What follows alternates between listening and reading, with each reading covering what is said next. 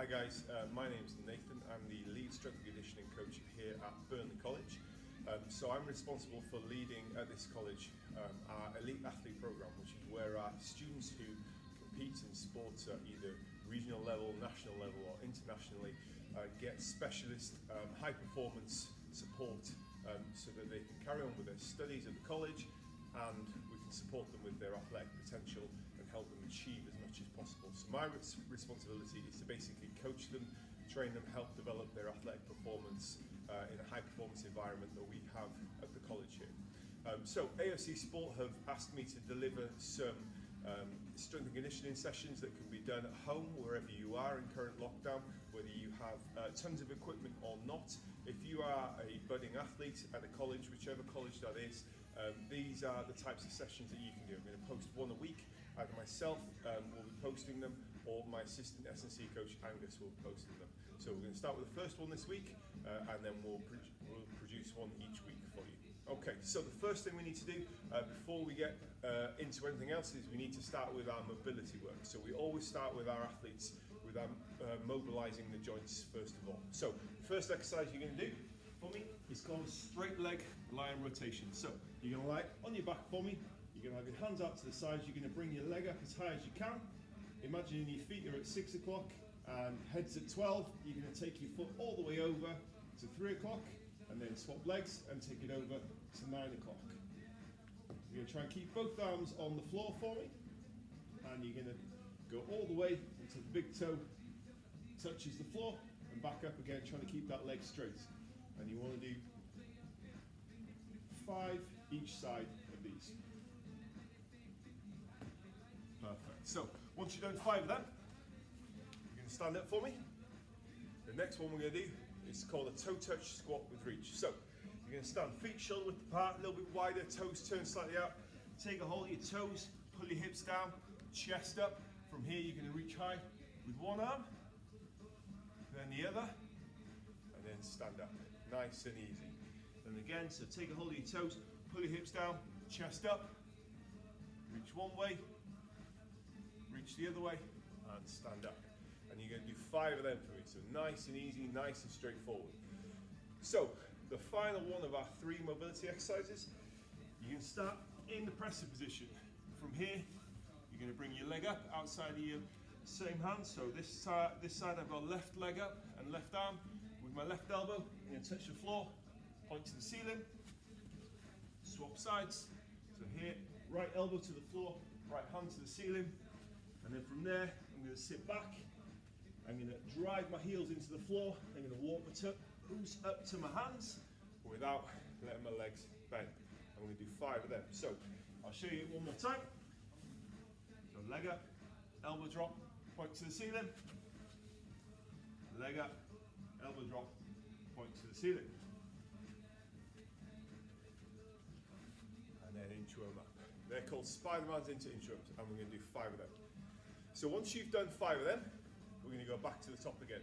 So we're doing 2 rounds in total of our straight leg line rotations, our toe touch squats with reach, and our Spidermans with elbow drop to twist, which is that to that into inchworms. Once you've done 2 rounds of all of that, we're pretty well mobilized. Now we're going to move into what we call pre-activation. So these are getting the key areas moving that maybe aren't always as active as they need to be. So our first exercise is going to be called a balance touch. Now you get a choice with this one depending on how good your balance is, where you try and touch on your body. So if your balance isn't great, you're going to bend your knee, sit forward, kick your other leg behind you, and then touch your knee and back up again. If your balance is a bit better than that, then you're going to bend the knee, touch mid-shin, and back up again. Trying to keep your back nice and flat. If your balance is better than that, which is fine, then you're going to go all the way down, touch your laces, and back up again. On that standing leg, you want to make sure that your big toe, your little toe, and your heel all stay in contact with the floor. So we're going to do 6 of these, whichever is the depth for you.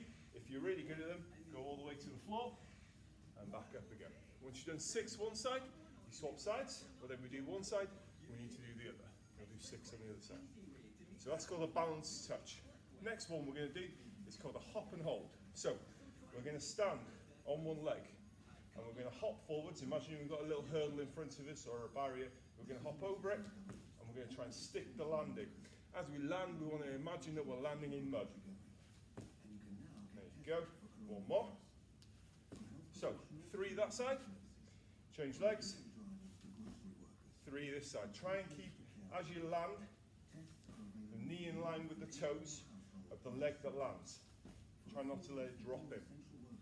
So you can do 3 of them going forwards. Then what we're going to do is we're going to go sideways. So we're going to go here, hop, stick the landing, step back, 3 like that. Then once you're done 3 that side, swap over on this side. So we've got balance touches. They're called hop and holds. So we're going forwards and we're going sideways or lateral as I call it. And then we're going to do our final one of our pre-activation, which is called around the world. So around the wall, you're going to lie on your front for me in this position here. Hands down by your sides. You're going to lift your hands up, big circle overhead, and back down again without letting your hands touch the floor. Once you come back down to your side, let them touch the floor, bring them up, and then big circles overhead. And you're looking to do 12 of them, and we're going to do 2 rounds of those 3 exercises. So you'll do 6 balance touches each leg, 3 hop and holds going forwards, one leg, then the other, then 3 hop and holds going sideways, landing on one leg, then landing on the other leg, and then 12 of those around the world, and you'll do 2 rounds of all of them. So that's our pre-activation done. Once we've done our pre-activation, we're then going to go into our core work. So our core work today consists of 2 exercises, nice and simple. An exercise called plank touches, and an exercise called Deadbugs, and we're going to superset them, which means do them one after another.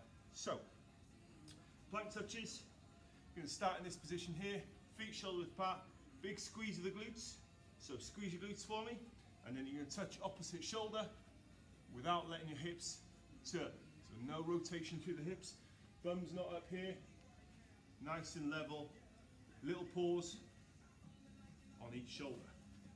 And what you're going to do is you're going to touch each shoulder 8 times. So it'll be 16 touches, 8 each side.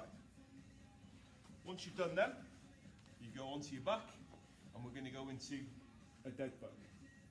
So a dead bug is called a dead bug because in this position I look like a dead bug, and from here, opposite arm and leg are going to stretch towards the floor but not touch the floor. I'm going to keep my back on the floor at the same time, and I'm going to do 8 each side. Reaching as far as I can, keeping this tight, pushing my back in on the floor. Just like that. Once I've done 8 each side, I'm going to go back into the plank touches again. So we're on our core work now. So all the mobility, all the pre-activation, that's all done. We're into our core. We're going to do 3 rounds of those 2 exercises. So once you've done 3 sets of them, then we're going to move into our strength work. All right. So the first exercise we're going to do, if you have equipment, brilliant. If you don't, that's fine. Is we're going to do a goblet squat. Now I have a few bits of equipment here, depending on what you might have at home. So if you have something like a kettlebell or a med ball, you're going to hold it like this. A goblet squat, feet shoulder width apart, toes turned out a little bit. Keep the weight, if you have some, at chest height, and you're going to sit as low as you can into that. Keeping your feet flat on the floor, keeping your knees in line with your toes. Now, if you have some weights at home and you have a plate, but you don't have a dumbbell, you're going to hold the plate like this and do the squats like that. If you have a dumbbell, then all you're going to do is you're going to hold the dumbbell in your hands like that, let it rest in your palms, keep the weight at chest height, and stay nice and upright for me. And don't worry, if you've not got any weight whatsoever, that's fine. Pop your hands behind your head, feet shoulder width apart, keep your chest up, and you're going to squat like that. Now what we're going to do is we're going to do 10 reps. Whatever load you can, or body weight, that's what you're going to do. Then, once you've done 10, you can have a little rest, about 30 seconds or so, and you're going to go into your next exercise. Your next exercise is called jump and stick, and it looks like this. We're going to imagine that we're going to land in mud. So we're going to jump as high as we can. And then as we land, we're going to stick. What we're looking to do is land in what we call the athletic position. So up. Athletic position means I'm ready to react and go. So knees are slightly bent, hips are higher than knees, chest up, back isn't rounded. And as I land, my knees aren't in like this. I'm ready to react to whatever sport I play. So you can do 10 squats, 10 goblet squats, and then you're going to do 5 jump and sticks. So we'll jump, stick, that would be 1, stand up, go again, stick. Each time try and jump as high as possible, keep going until you've done 5 of them. Once you've done 5 of your jumping sticks, you're going to have a little rest, grab some water if you want to. If you need to, make sure you keep yourself hydrated. And we're going to do 3 rounds of those 2 exercises. So they're supersetted together. Your goblet squats and your jumping sticks. So 10 goblet squats, 5 jumping sticks, 3 rounds of them. Then we're going to move into our final complex of exercises. So we have 3 exercises to do here. Okay, so first one we're going to do is called a push-up to fly. So we're going to get into the push-up position here, and we're going to go down, up, point to the ceiling, down, up, point to the ceiling the other way. Now, if you're not strong enough to do your push-ups on your toes, that's fine. Go on your knees for me. Try and lean as far forward as possible. Go down, up, lift your legs up, and then turn into the fly position. Down, up, lift your knees up, and then turn from there. You're looking to do 10 push-ups, which will mean 5 turns each way. Once you've done that, you're going to go into your second exercise. So, if you have some weight, then grab your weight again. You're going to hold it at chest height for me, and what you're going to do is you're going to step back into a lunge. As you step back, you're going to bend both knees, stay nice and upright, and keep the front leg, keep that knee in line with the toes. Taking your time. Control the descent. Try not to lean forwards into it. Try not to let that knee drop in. With those reverse lunges, we're going to do 6 each side. So we've done 10 push-ups with 5 turns each way, 6 lunges each leg, and then we're going to go into our third exercise. So we're doing a tricep with these 3 exercises. This final one, you're going to find yourself a bench, a chair at home, something like that, something you can put your feet up on. You're going to lie in this position here, so knees slightly bent. From here, you're going to drive your feet into your bench or your box, whatever it is your feet are on, your chair, and you're going to squeeze your glutes, and you're going to come back down again. And you're going to do 10 of them for me. Just like that. Focusing on squeezing the glutes. Once you've finished your 10 of them, you then go back to the start of your push-ups, and do your push-ups again, your reverse lunges, and your hip extensions with your feet on the box. So that's our first session. So these programs that I design are specific to athletes. They help improve your movement, they help improve your strength in particular positions for all the running and the jumping that is involved in most sports.